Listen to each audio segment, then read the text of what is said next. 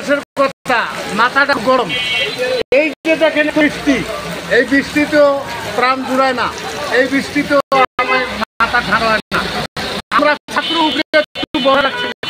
এখন এই বৈষম্য বিরোধী যে ছাত্ররা, তারাও চাঁদাবাজি লইয়ে খাইছে ধরা।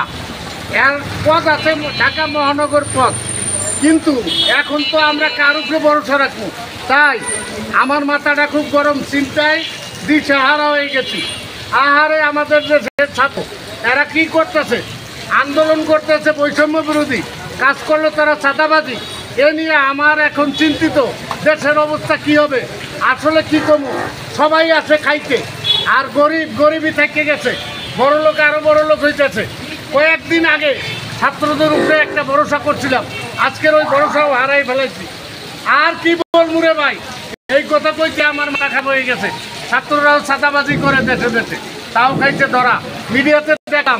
তাই আমি এই কথাগুলো আপনাদের কাছে।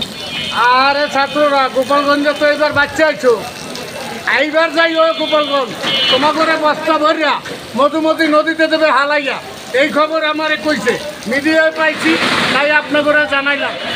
ছাত্ররা সব ধরে আলু ভর্তা বানাইয়া বস্তা ভরিয়া এরপর মধুমতি নদীতে দেবে ডাইলা।